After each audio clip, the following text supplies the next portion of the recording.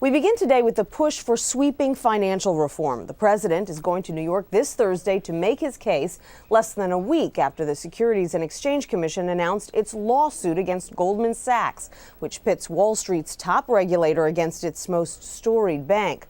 Goldman Sachs, which has first quarter profits that soared to over $3 billion in the first 3 months of 2010, is now going on the offensive, hiring Mr. Obama's former White House counsel, Gregory Craig. What's that going to do to reform? Well, Politico's Eamon Javers broke the story late last night, and he joins me now. Hi, Eamon. So explain this to us. Greg Craig gets hired by Goldman Sachs to do what exactly? Because there are rules, right, about what he can and can't do so soon after leaving the administration? That's right. He's restricted by the administration's ethics policy, which he signed, to not contacting folks at the White House for 2 years.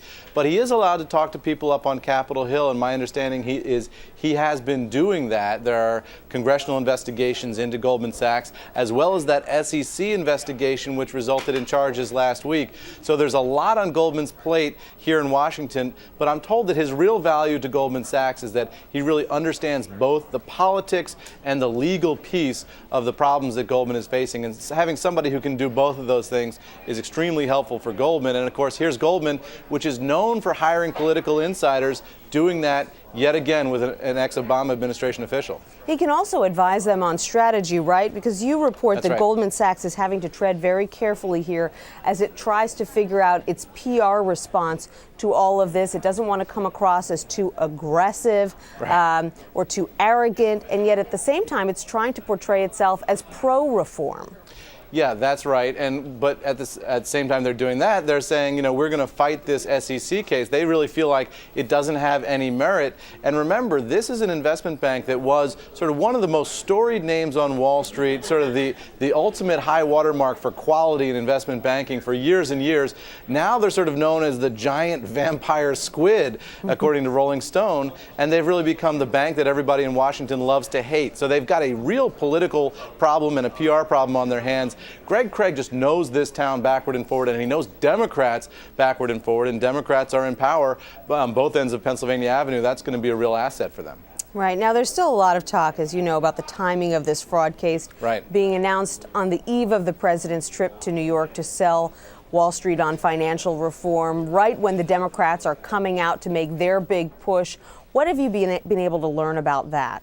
Well, the White House and the S.E.C. say there was no coordination. In fact, any coordination between the two would have been improper and unethical. But, you know, there are Republicans who are real skeptics on this. And I talked to a few of them yesterday who said, you know, I just don't buy it. It's just simply too convenient. Whether there was any coordination or not, you know, the folks over at the S.E.C. certainly know that charges against Goldman Sachs of all firms would help Barack Obama, as they have done. It's really put some Republicans who are wavering on the real hot seat here. There are at least 8 by our count at Politico, Republicans who might vote for this thing at the end of the day, maybe more. So all of those folks are really sweating it out now that they don't want to be seen in an election year as voting for Wall Street. Right. It's a tough position for them to be in.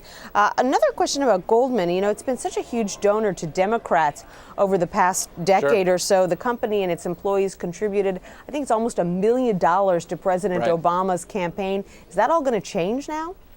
You know, I don't think so. I mean, firms are kind of tactical about this. I mean, they can contribute to Democrats, but they also contribute to Republicans, and they sort of lean one way or the other based on who's in power in a given year or who's likely to win the next election. You know, Goldman Sachs is going to continue to be a powerful political player.